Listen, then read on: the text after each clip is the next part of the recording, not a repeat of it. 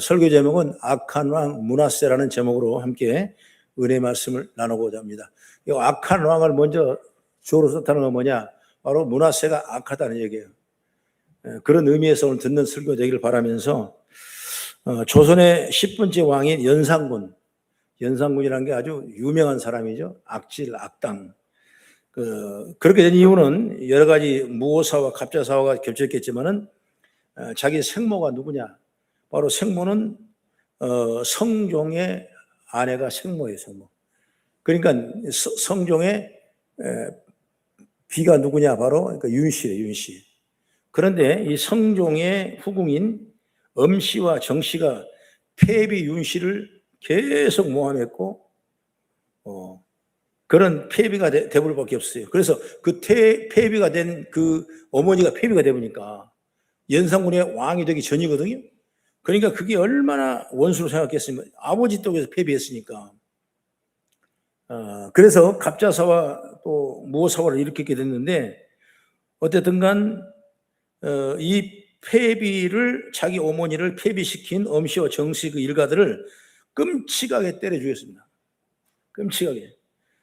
또 그 후에 후궁들이 많은데 후궁 시신을 찢어서 폐비 윤씨를 모함했다고 그 시신을 찢어서 젓갈을 만들어 가지고 뒷산과 뒤에 뿌렸다. 그러니까 아주 잔인한 것 그렇게 말할 수가 없는 것이죠. 만행이죠. 엽기적인 만행. 연산군은 정치에서도 신하들의 간을 듣지 않기 위해서 입을 막고 비판적인 신하들을 가차없이 처형했던 것입니다. 그리고 그가 이제 왕이 됐는데 우리나라 왕 보면 먼종 소조 세종의 종자와 조가 붙지 않습니까? 근데 이 사람은 존자와 종자를 붙이지를 못했어요.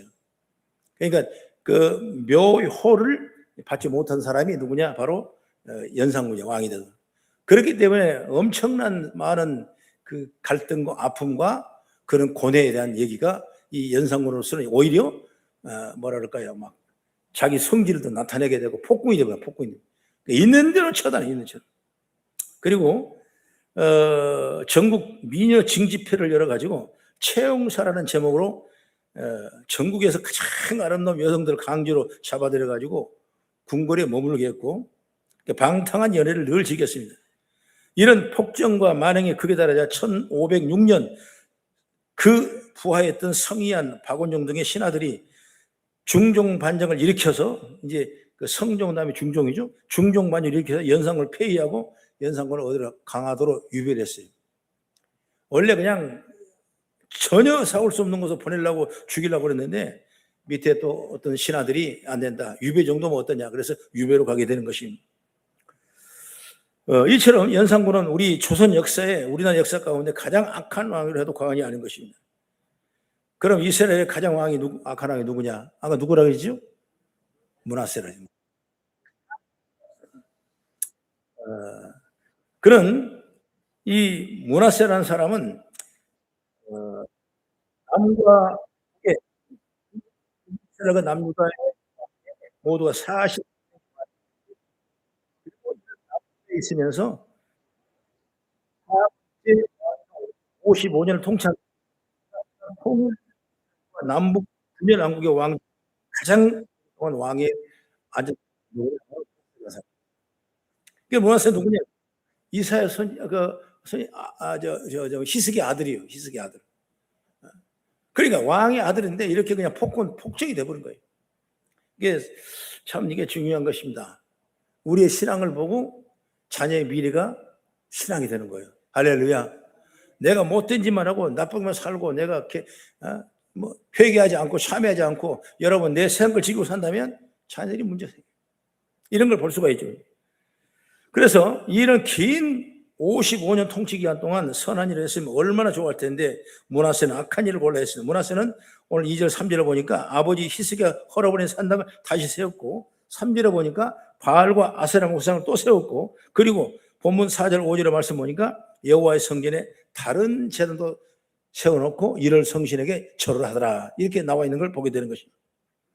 여러분 그러니 얼마나 므낫세가 악한 왕입니까? 그런데 그게 전부가 아니에요.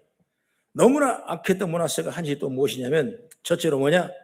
자기 아들을 불 가운데로 지나게 하는 것입니다.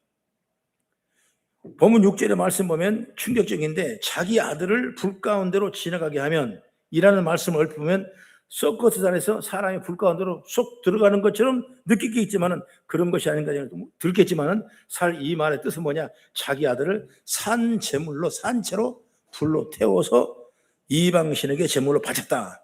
이렇게 해서 그러니까 자기 아들을 세상에 그 이방신에게 태워서 바치는 그런 왕이 어디 그러니까 보통 악한 왕이 아니죠. 그리고 자기 아들을 고생에 바쳤으니 얼마나 끔찍한 일입니까? 여기 18장 21절을 보면 인신 하나님의 아들을 불을 통과하는 것은 하나님을 욕되게 하는 것이라고 너는 결탄코 블랙에게 주어 불로 통과하는 힘으로 내 하나님의 이름을 욕되게 하지 말라. 나 여호와니라 그랬습니다. 레위기 20장 한번 볼까? 20장 2, 3절 말씀 보겠습니다. 시작. 너는 이스라엘 자손에게 또 이르라. 그가 이스라엘 자손이든지 이스라엘에 거류하는 거민이든지 그의 자식을 몰렉에게 주면 반드시 죽이되 그 지방 사람이 돌로 칠 것이요 나도 그 사람에게 진노하여 그의 백성 중에서 끌으리니 이는 그가 그의 자식을 몰렉에게 주어서 내 성소를 더럽히고 내 성호를 욕되게 하였습니다. 하나님은 출애굽 후에 이스라엘 백성들이 가나안에 들어갔지만 솔로몬이 죽은 이후에 남북으로 나라가 갈라지면서 북이스라엘이 급속히 우상 숭배에 빠지게 됐고 남유다 또한 우상 숭배가 많이 했는데 그중에 예루살렘의 흰놈 아들 골짜기에서는 유아인 시체가 많이 발견돼 흰놈의 그 고고학자들이 가서 탐구를 했는데 어린이 유골만 3,000개가 나왔다는 거예요. 그러니까 당시에 얼마나 많이 어린아이를 죽여서 그것을 인신으로 제물을 드리고 태워서 죽였냐. 그러니까 우리가 지금 생각하면 끔찍해요. 그런데 어디가 있겠습니까 지금. 그런데 수천 년 전에 이미 그런 아주 회개망측한 그 일이 자행한 것은 뭐냐.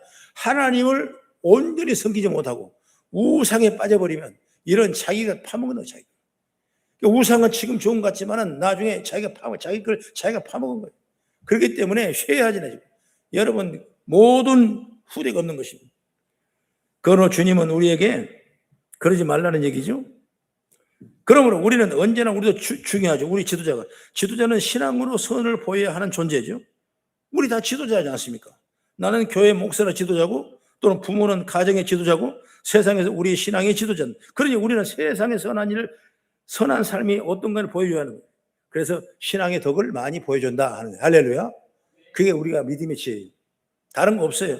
어쨌든 간 믿음의 자들은 뭔가 다르다. 그거 다 100% 달라질 수 없는 거예요. 그러나 그 10개 중에 한 개만 달라진 것도 우리가 큰 축복이고 은혜인 줄 믿으시기 바랍니다.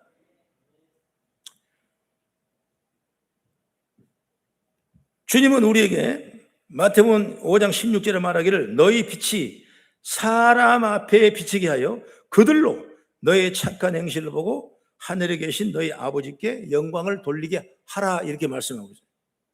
우리 가정에서 세상에서 지도자에서 이런 모습을 보여주라 그 말이에요. 그런데 나라의 최고 주자인 므낫세는 그렇지 못해요. 그래서 므낫세는 너무나 악한 사람이 됐다. 이걸 우리에게 말씀해 주는 거예요. 두 번째는 뭐냐? 므낫세 왕은 점을 치는 이들을 신뢰했습니다.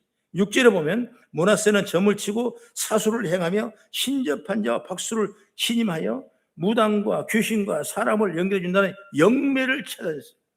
그래서 하나님 보시기에 많은 악을 행하여 하나님을 노하겠다라는 걸 보게 돼요. 영매는 사람과 신과 연결시키는 영매. 이게 무당들이 하는 짓이죠. 요즘에는 점을 치는 일을 아무렇지도 않게 생각하는 사람이 있어요. 그래서 서울 고속터미널 지하에 가면 점 치는 사람이 가게를 얻어놓고 딱 점 봐주고 이렇게 하는 것도 지금 많이 또 대학가에 가면 동성대학가라고 그러죠. 동성서울대학교 앞에 그쪽 보면 여러분 밤에 많은 사람이 그 점치는 그런 여자들이나 점치는 그 사람들 제주가 되어서 있는 것을 볼 수 있는 것입니다. 그런데 우리가 성경을 봐요. 우리는 성경은 절대로 점술 도구를 사용하여 운세를 점치거나 길흉 화복을 판단하는 것을 금하고 있다고. 모든 걸 다 하나님이 하실 거라는 걸 믿어야지. 여러분 하나님 앞에 만족하지 못하니까, 여기서 은혜를 찾지 못하니까 다른 은혜를 찾기는 그거 똑같은 거예요. 그래서 신명기 18장 9절에 10절 한번 보겠습니다. 시작. 내 하나님 여호와께서 내게 주시는 땅에 들어가거든 너는 그 민족들의 가증한 행위를 본받지 말 것이다. 그의 아들이나 딸을 불 가운데로 지나게 하는 자나 점쟁이나 기둥을 말하는 자나 요술하는 자나 무당이나 지는 자나 신접자나 박수나 초혼 자를 너희 가운데 용납하지 말라. 이렇게 말씀하고 있는 거죠. 여러분 죽은 사람 혼을 불러오는 짓이 뭐냐? 바로 영매죠. 강신술이라고 해서 무당 점쟁이가 쓰는 겁니다. 여러분 정말 그건 완전 허구예요. 정신 착락이에요. 거기서 그치는 것이 아니라 출애굽기 22장 18절에 보면 이렇게 말하죠. 너는 무당을 살려두지 말라.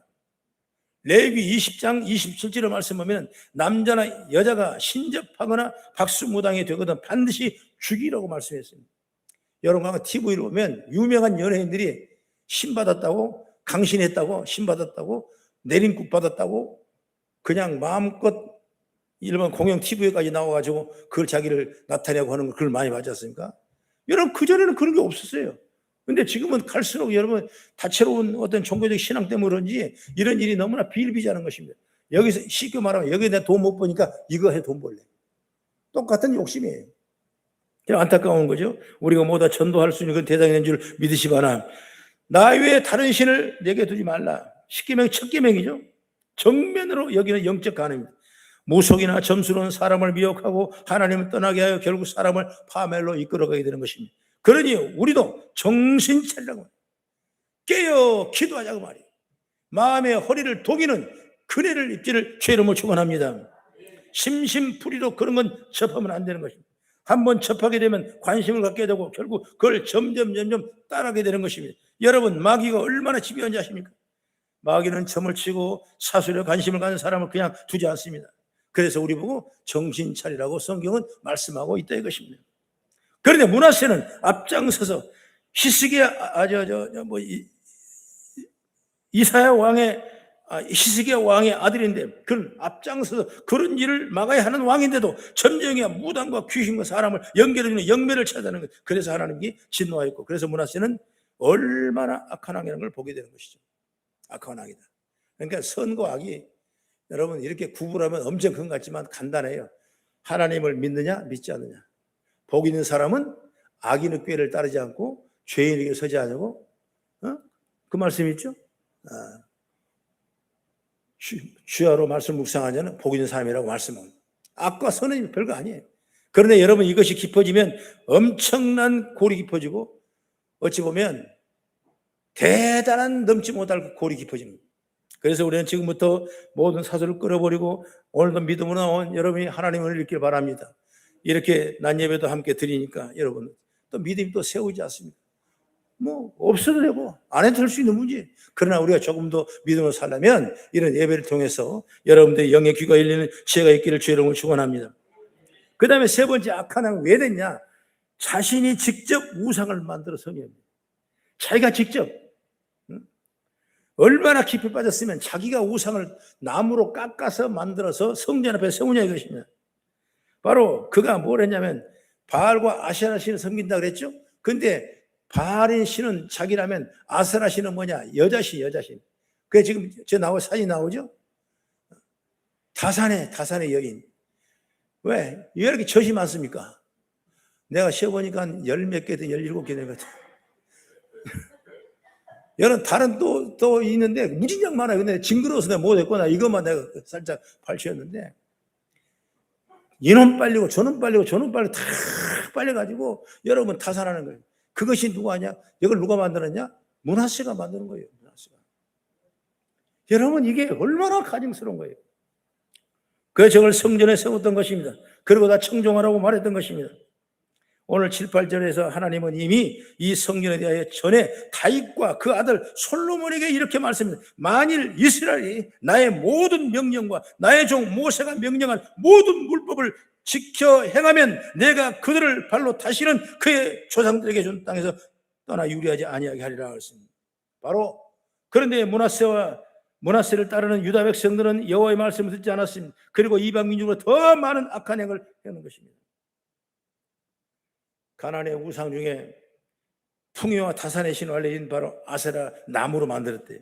그 이유가 뭐냐면 가나안 지역에는 아세라 풍요의 타산을 관장하는 여신으로 알려져 있는데 바로 생명력을 품고 자라나며 열매를 맺는 나무가 타산과 생명과 탄생 힘을 가진 나타내는 상징물이 있기 때문에 아세라상을 나무로 깎았어요.